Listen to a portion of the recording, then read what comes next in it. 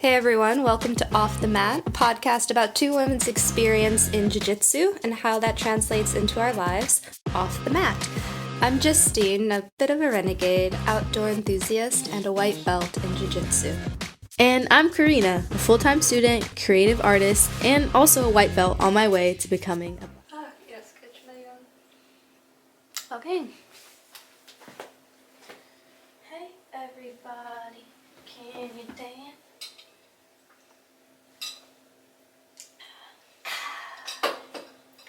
But good vibes. You like the words, huh? I do. I'm actually super excited to have a car next weekend and drive to Atlanta. When do you pick it up? Saturday morning.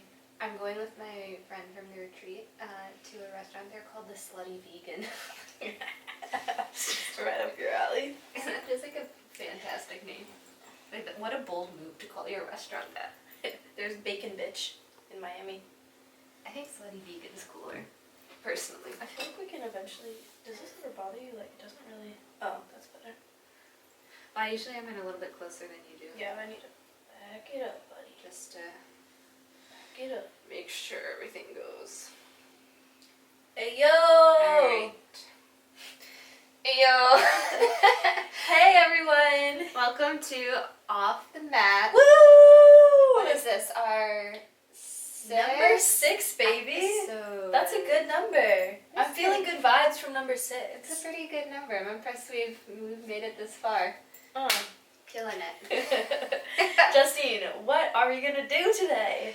Well, we have a couple of updates since our last episode with our good friend Austin. Which, if you haven't listened, pause, go listen, play, come back. Thank It's you. a fantastic episode. He did a great job, and we had a really fun night with him when he was here. We did.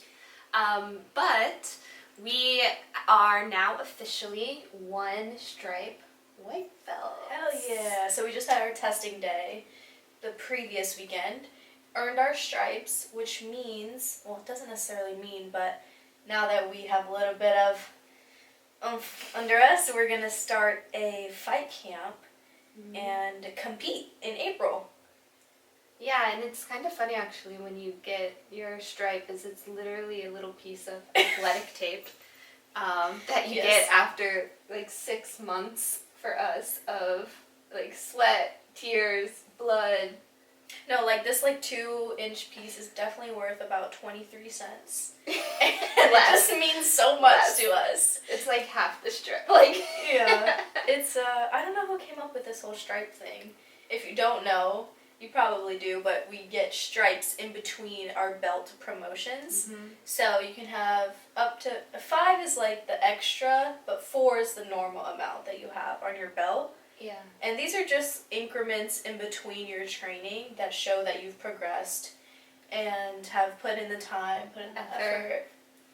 Yeah, and like Karina said, we have just signed up for a 6-week fight camp in our gym, which we will be participating in to prepare for the Pan Am's IBJJF Championship, which is being held in Florida this year. Which normally is in California, so we get the lucky chance to only have to travel about an hour and a half, 2 hours, and supposedly see some really good competition. I mean, this is supposed to be one of the bigger competitions of the year, even close to Worlds, they were saying.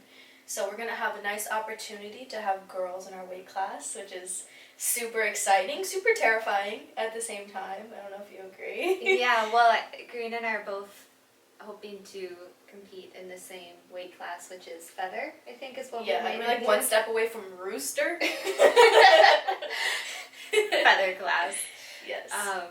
Which is 119 to 129, if anybody cares. Yes, and our fight camp is going to be super intense. It's 5 days a week of jiu-jitsu class, 5 days a week of an additional hour of drilled techniques and training that are specific to jiu-jitsu and preparing for the competition.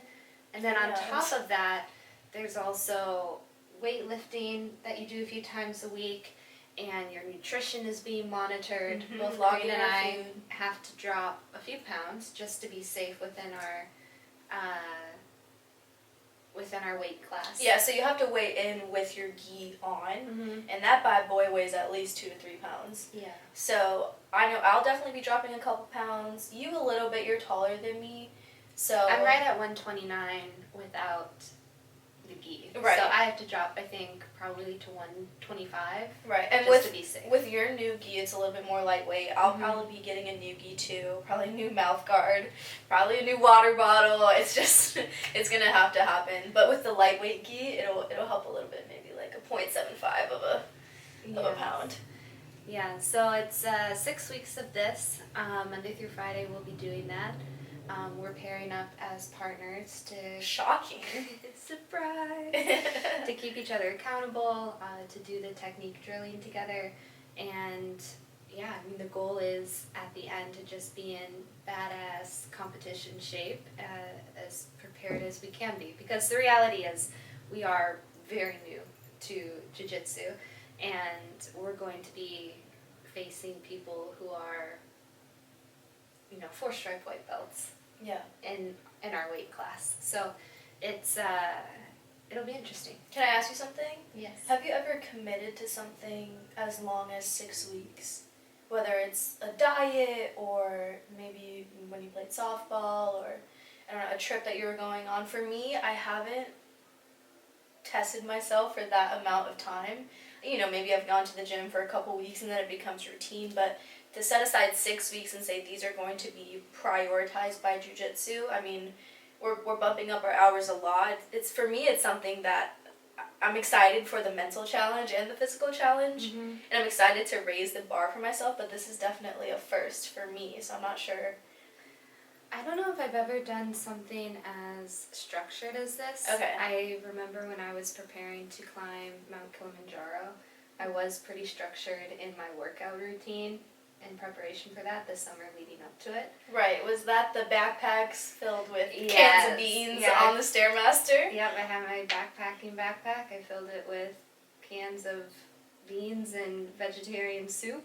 Would wear my hiking boots to the gym and just go on the Stairmaster. Is that textbook recommended? I don't know, I kind of just came up with it myself out of not having many options, but I was very consistent with that. I would say at least 5 days a week, most of the time 6. I was at the gym 6 a.m., 7 a.m., getting in that done. But to do something like this with jiu-jitsu, which is kind of a full body intensity, even adding in 2 more classes a week, it seems like a lot to me when I think about it. So I'm curious to see how it will play out. I'm most nervous about the food aspect. Okay, Miss Vegan. Well, probably not for the reasons you think. It's more because I really like going to this vegan cafe. You're just a sugar addict that doesn't let herself have sugar. Yeah, I like going to this vegan cafe where I tend to purchase a minimum of 3 desserts each time I go there. No shame in your game at all. And it's very dear to me, this ritual of going to the vegan cafe and buying these desserts. And I'm not quite sure it's going to fit into the recommended nutrition plan that they're going to give me. So I haven't figured out how to maneuver around that yet. I'm considering. We can totally make homemade stuff with like almond flour and coconut. That's what those cookies are. I just made some cookies. It will not be the same. It would, of course not. This place has... Their stuff is really good. The other day they had this like orange blossom cinnam cream bun. Did you dream about it last night too? Yes. You dream about it now too. Yes.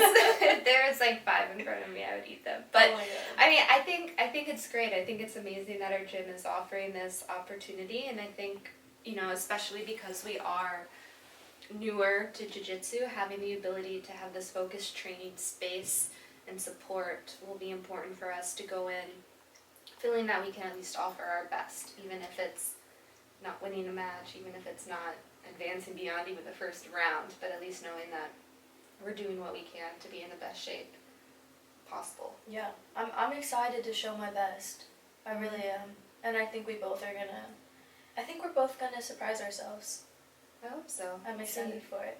But you can expect a bunch of updates about that over the coming weeks as we go through the ups and downs of this intense journey. Yeah. Supposedly, like, week 3 and 4 is crunch week. So if you're not making weight, you need to get on it. Week 1 is fundamentals. Week 2 is going to be more endurance on top of the fundamentals.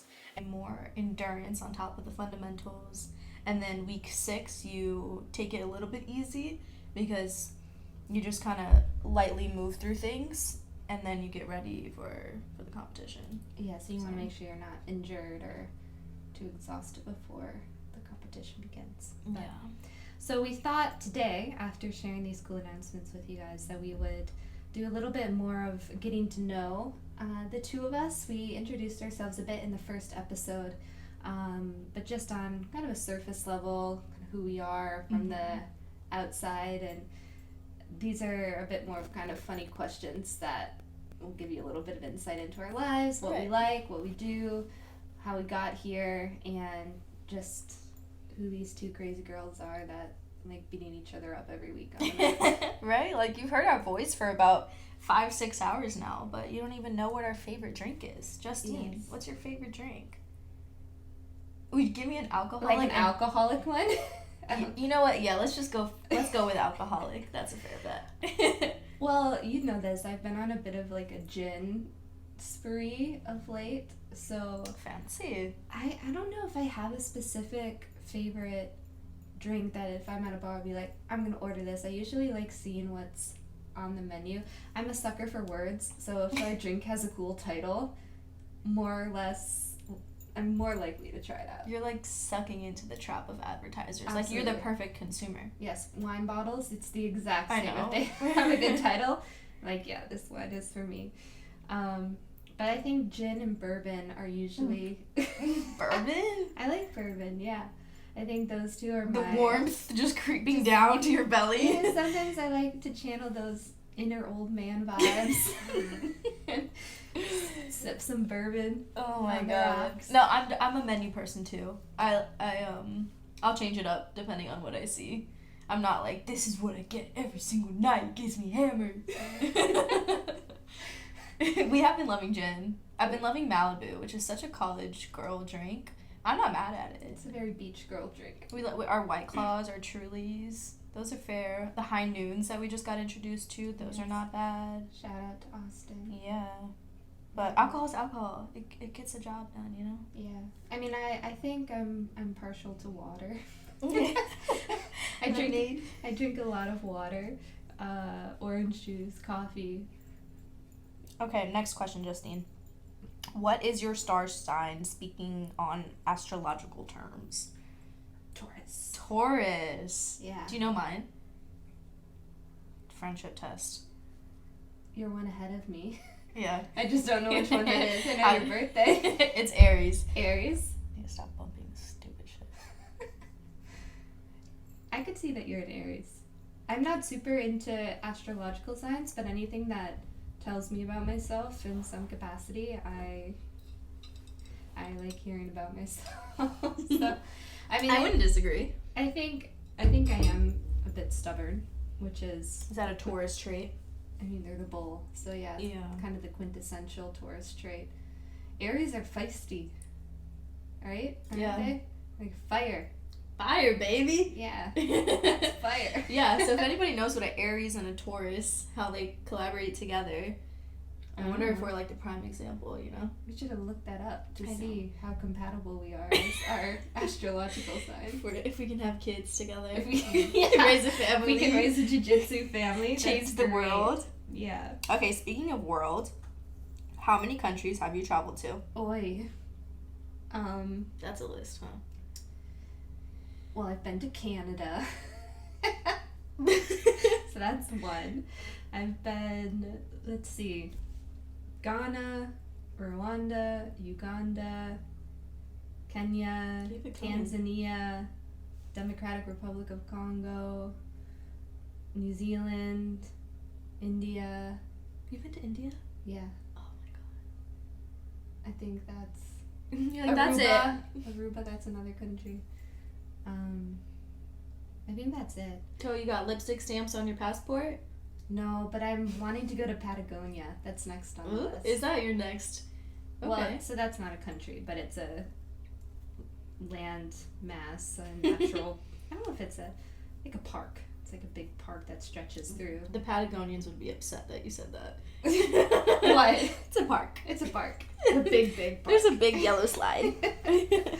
But yeah, that's next on my list is kind of through South America. Okay. So I'm actually like a Europe virgin. I have not been outside of the country except for on a cruise. And we went to one of the islands like near Haiti. It was called Labadee. Okay. And we went to Cozumel, but we kind of stayed in the Western Hemisphere. So I think I kind of wish I had done jiu-jitsu for some of these travels. And ooh, that's an interesting take. I'm not sure where I was living in Rwanda that jiu-jitsu would have been offered. But when I was in New Zealand, maybe in Kenya, some of the bigger cities there, it would be interesting to see like if jiu-jitsu's there, what it's like. I'm sure they have it in London. Yeah. And well, I can imagine training your sport in a different country must be such a cool experience, like period. it's an automatic community, right? Yeah. Like you can have all these cultural differences, but when you walk on the mat, that culture is the same. Yeah. The jiu-jitsu culture is going to be the same there as it is where you're training. Same with UFC fights. A lot of them, they don't even speak the same language, the two fighters that are in the ring together. You don't need to speak the same language. 90% of language is nonverbal. Yeah, which is crazy. So they really are picking up on body cues in that ring. Yeah. So I think that'll be cool for you if you go there to maybe find a cool gym that you can train in. Rock it out, get my blue belt in London. That would be crazy. That would be maybe a little bit early, but Yeah. Yeah. But you can still roll with some Londoners. London Which would be has. cool. There's actually I searched up the area that I'm gonna be in, and there was like 5 or 6 gyms that popped up. That's awesome. That's a lot. And I think one of them was a Gracie gym, which was cool. So maybe I get to experience what that's like. Yeah. Just add to my experience, my repertoire. See what jiu-jitsu is all about, because it's definitely different in different countries. So. All right. Well, I have a question for you now. Okay. How often do you wash your gi? I hate you. Let me not expose myself here. If I had 5 gis, they would all be freshly clean. Like they would be on a cycle. I currently own 1 gi. Okay. Yes. I'm a busy woman. Laundry takes time, and I have communal apartment terrible laundry. It's not terrible. It's really not bad. But I don't want to leave my stuff there. So I need to have basically a 2-hour period where I can wash my clothes and not be interrupted. All this to say, once a week, twice a week. Now I'm going to have to wash it way more. But dryer sheets, those are great perfume. You get the dryer sheet and rub it on There was one time I went to class last week, and one of our other teammates, she was like, my gi is stinky today. And I was like, me too. And we were like, we'll pair up so we don't have to make anybody else uncomfortable. But it's never that bad. I mean, I don't roll with you that much anymore because Karina and I are actually training at different times now, except for our Friday no-gi classes. Yeah. So our 2 main gi classes, we train separately. So I haven't experienced your stinky gi of late, but they are a pain to wash because you can't dry them. So I bought another gi. You did? Yeah, so I have 2 now. And Those I suckers are like almost $200. You gotta get them on the deal. Okay. Flow I signed up for the bananas. email. I still haven't received an email. Well, I don't know. I think they choose the lucky ones. Fuji Gis, where you at? But it's, I'm so glad that I have 2 because I used to forget to take mine out of the bag after the first class of the week, and then you go for the second class, and it's this dank. That's the perfect word. Yeah. It's like dank, your stinky, fridge, like after you left food in there It's for kind a of week. wet, and then you have to put it on, and you're just like, yep, this is what my sweat You have to smells like like acclimate to after the 2 smell. days. Not been there, not speaking from experience. Alright, so Karina's gotta get a second gi so that she can move out of the stinky key department. I do. I will soon. You guys will see it on Instagram once I do get it. So, next question. Go for it. Just because I love the people associated with the answer to this is, how many siblings do you have? Aww. I have 3 siblings. I have 3 sisters, no brothers, and I have a nephew on the way. Woohoo. Yeah, I love my sisters. They are everything, and when I say that, I mean that. They are my biggest supporters, my best friends. Some of us talk super frequently, some of us talk not that frequently, but whenever we all get together, I mean, we just, whatever it is, like, we'll sit on the couch and, like, watch movies and color, and one of us is, like, crocheting. We're a whole bunch of old ladies. I think that's why we all get together, because we love, like, reading and coloring and doing dumb stuff. But I'm a big family person, and I'm happy. I love that, and I definitely want to carry that on in my life, and I love meeting other family people, like you too. I mean, you have how many brothers and sisters? 2 brothers, 1 sister, so 4 siblings in total as well. We're both 4/4s. Yeah. That's a good amount of people to have in one house. I mean, I got the pleasure of going to Karina's home a couple weekends ago for Gasparilla. Yeah, and so I got to meet her sisters, and they're just a blast. And you can just tell there's such a strong bond between all of you guys that is rare. And yeah, I think your family's the bomb. I like your family a lot. I think so too. Well, I gotta come out to Chi-Town, see what it's about up there. Well, my family's all spread out. So I have a brother in Michigan. One of my brothers is in Chicago. My sister's in Indiana. We'll get the reunion started. Don't you worry. Yeah, they'll come to see. Just see me. you. Just yeah. me. Yeah, Karina's coming to town. Everyone's gotta gonna flock back. That's exactly what's gonna happen. Okay, what else? Okay, so speaking on family, do you have a favorite family tradition? I love Christmas with Okay. my family. Ever since we were little, it's been just such a magical creation that my parents make. Of course, as we've gotten older, the details of it have shifted a little bit. Instead of, say, hot chocolate in the morning, my brothers are mixing, like, bourbon or Hell like yeah. something into their Hell coffee. But when we were kids, my parents really played up the Santa Claus thing. Mhm. So we would have a beautiful Christmas Eve. We'd leave out the cookies, carrots, milk for Santa. Carrots? For the Oh, reindeer. okay. Yeah. Okay. I mean, and also maybe Santa if he was like trying to watch his yeah. cholesterol intake or something. He's probably not though. Probably not, yeah.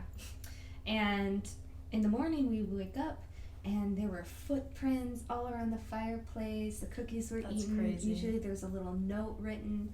And the whole thing was just magical. And we'd all sit around and one by one open our presents.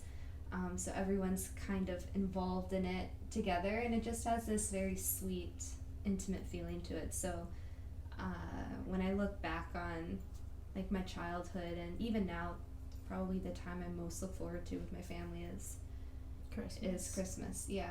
Well, so you're a Christmas Day person, because I know there's Christmas Eve people, Christmas Day people, and Christmas night people. So we do Christmas Eve and probably Christmas morning. Okay, I'd so say. those are the big. Yeah, so Christmas Eve we are traditionally going to church. Okay. I'm not particularly religious, but it's a church I grew up going to, and I like the Christmas carols, and sometimes my mom and my brother sing in the choir. Aw. So we usually go to the midnight mass that's there and have a dinner beforehand, and it's just everyone's there. Everyone's hanging out, the stereo's blasting Christmas tunes, we're playing poker, playing games. My dad builds a fire in the fireplace. Oh. Is literally like the ideal of what you imagine like Christmas should be. It's like not Home Alone, but that era, the Home Alone, the Christmas Eve movies, that era of movies is what reminds me of your house. Like, yes, Christmas cheer, it's got the perfect lighting, it's got the perfect amount of wood inside the house, and structure, and bricks, and all that fun stuff. yeah, it's great. For you? This is from when we were a good deal younger, but my dad made up this thing called National Family Skip Day. And it was like NFSD Day or NFS Day. And it would just be a random day. Sometimes we'd do it like 2 or 3 times in the year just because we could. And my dad would pull us out of school, and then we would just do anything that we wanted. And we were like, you guys want to skip today? Like, we'll do National Family Skip Day. And we would go to the park. We would go to the store. I mean, it was just so fun to be able to have a designated holiday that you created. It's surrounded for not being in school. So it was just... I think that's fantastic. Yeah. What a genius idea. I'm stealing that if I ever have kids one day. I'll have to set you with my dad. Yes, please. I'll I let you need know all the in course. details of what do you tell the school administration. Like, I'm sorry, you don't have this on your calendar? It's just a Family religious Skip holiday. Day? Well, I think we have time probably for one more question. So, Time flew. Karina, what is your biggest strength both on the mat and off the mat? Oh, man. I'm going to start with on the mat. I think my biggest strength is that I can use my strength. I can turn it up when I need to. So I would say that I'm more stronger than most girls, and I can turn it on whenever I need to push through to certain moves, and I think that gives me a nice competitive advantage to kind of use brute force. I feel like I talk about brute force a lot, but sometimes it's nice to just grit your teeth and jump in. I really enjoy just that elbow grease, something about it. And actually, you call me a masochist.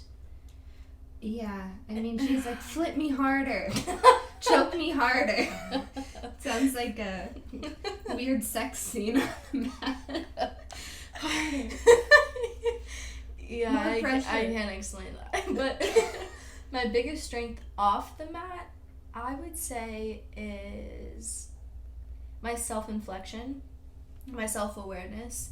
I think that maybe that can also become one of my weaknesses for being maybe too harsh on myself and critiquing myself too much. But I would say that I take in my surroundings and appropriately match them up to what's going on. So I would say that I'm pretty self-aware. That's a really good quality. Yeah. And I would add to your strengths on the mat, just because I roll with you, is that you're really good at pressure.